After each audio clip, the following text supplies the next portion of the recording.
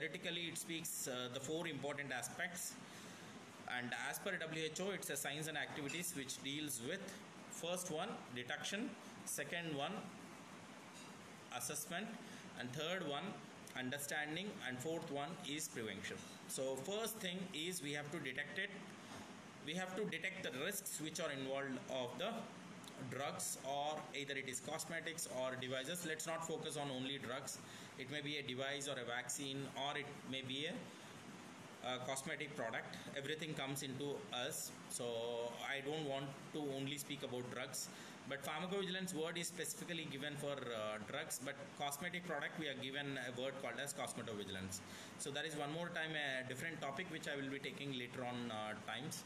So now, as of now, it's a science and activities which defines as four parts. First you have to detect the risks, and then you have to assess the risks, understand the risk, and finally what we have to do is we have to prevent that risk. How are we going to prevent the risk? Now, as I just said, taking a hydroxychloroquine and as well as azithromycin, which may give a problem of QT intervals issues, and the patient may die with a heart attack. So now you get a patient of heart attack and you are still giving a risk of providing this combination of drugs, so then patient will die. So never ever give a drug to this kind of patients who are old patients, as well as who have comorbidities of hypertension or diabetes or heart problems or kidney problems. So that's where we have, but there is a problem here. So now we are only discussing about adverse events, then answer is no. We are not only discussing about only adverse events. There is a bigger word than adverse events. That's what I want to focus on today's session. That is drug related risks. So the definition includes that prevention of drug related problems as well as adverse events. So now what comes under drug related problems?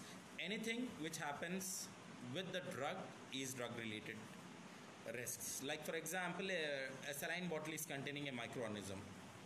Though the saline bottle is not being inserted to the patient, but still it is a risky one because the saline bottle is containing microorganism. Then our pharmacovigilance team has to come and withdraw the molecule or withdraw the saline solution immediately, or else this may be given to many patients across the globe. So this is something you call it as drug related risks. We are not only assessing the adverse events or only the adverse reactions, but also the drug related risk. For example, I speak about medication errors. Okay, now how many of patients are being died with a medication error? So many. So but can we report this medication error? Answer is yes. Pharmacovigilance plays a major role in medication errors.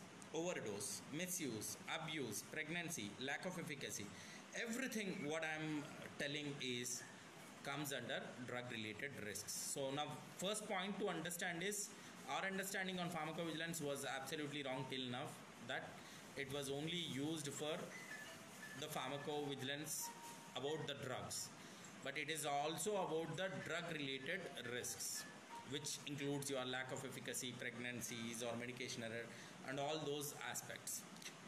So that's about pharmacovigilance, and this definition is as per WHO.